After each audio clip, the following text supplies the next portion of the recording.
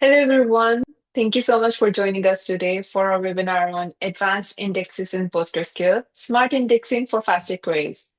Today, I have with us our principal PostgreSQL consultant, Chris Travers, who is going to walk you through everything that you need to know regarding indexes. And of course, he is going to give you live demos as well based on requests. So this is going to be a bit more interactive session than the normal ones. And yeah, before I hand over the controls to Chris, I'm going to just go over a few housekeeping items. This webinar is being recorded, and the recording of the webinar will be shared with you afterwards. If you have any questions, please feel free to use the Q&A chat box or the webinar chat box, and Chris will be responding to them on runtime. But we will also have a Q&A segment in the end as well. So yeah, over to you, Chris. Um, Hi, thank you so much, Annie. So we will be talking today about advanced indexes. So it won't be everything about indexes. We will be skipping the basic ones like basic B trees. But we'll still be talking about B trees to some extent in some other cases. So buckle up. This will be an interesting webinar. Now, one thing to note is that Postgres is very advanced in terms of the kinds of indexing it can do. And um, I'm going to touch on some super advanced topics, but not go into them in too much detail because sort of, beyond this set of topics are things which are very single use, niche, and that sort of thing. Um, so just keep all of that in mind.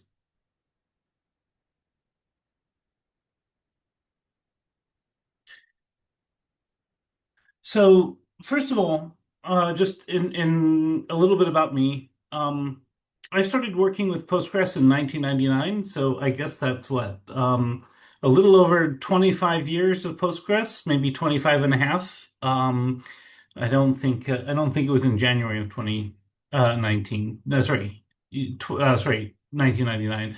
But so it's a lot of time that I've had playing around with Postgres. I've seen it develop a lot.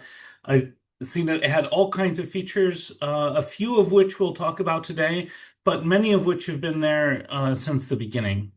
Um, so um, I've worked in all kinds of environments, from as a DBA to an application developer. And so, some of these sorts of things you'll see can be as useful to understand as an application developer as you would as a DBA. So keep that in mind.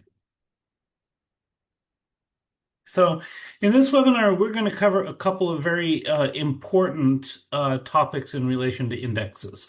We will talk briefly about B-tree indexes in the index class section, um, but we're going to start by talking about partial indexes and then functional indexes.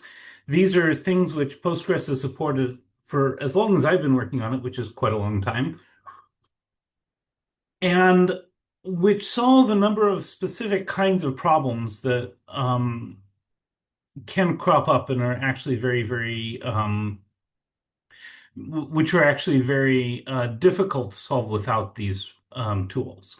Then we'll talk about covering and multi-column indexes, which are also very, very helpful under certain circumstances. These are newer. I remember when they were added, both of them. Then we have index classes, where we will talk about in detail the different kinds of indexes that Postgres supports. Then we'll talk briefly about op classes. I'm not going to go into those in so much detail, but you need to know what they are and sort of why they exist so that you can use some of the other kinds of indexes appropriately. So in other words, we're going to be covering most of the territory beyond the basic B tree. I will also just note at this point that Postgres is so extensible that you can add your own index methods. So, in fact, some extensions do this. We have an extension called rum, which offers an extension on the gin index type. Again, puns over alcoholic beverages, but it is what it is. And then, for example, PG Vector offers additional indexing types specifically aimed at AI workloads. So what we're talking about here is are all still general purpose index types, things that you might find generally throughout your career within Postgres. But for specialized workloads, there can be more kinds of indexes that we won't get to here.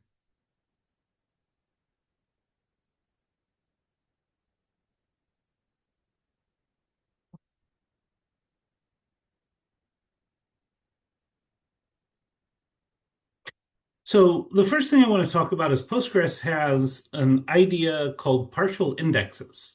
Partial indexes will index a subset of a table where a where condition is met. So for example, in the first one, we could create an index on a jobs table, indexing the ID field, but only where the processed field is not true, right?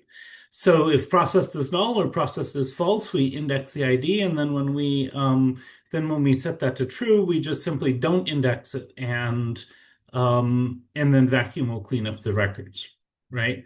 Um, and in this basic point, we can create a small index which covers a key segment of a table that we are querying frequently, right? Because because for example, B-tree index traversal is sort of an O log n complexity, right? Making the index small doesn't necessarily make it perform that much better, unless it is small enough that now it fits all in memory and you don't have to go to disk. So, despite the complexity limits to reducing index size, being able to get your indexes entirely on cache can be a really big win here, and partial indexes can do that. So, this is something which particularly if you have automatic jobs which run against a subset of a table, um, partial indexes can help that quite a lot performance-wise. But there's something else you can do with partial indexes. Remember that in Postgres, a lot of your constraints are in fact enforced by indexes. So, for example, unique constraints are enforced by indexes, and so are exclusion constraints.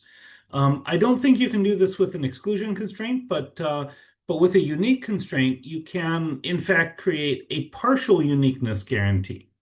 So, for example, suppose I have an e-commerce application, and in the e-commerce application, I have a number of different taxes that I have to track.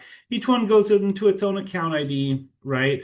And these sales tax rates can change over time. So when the sales tax rate changes, I might update the valid until the date when it stops being valid, and then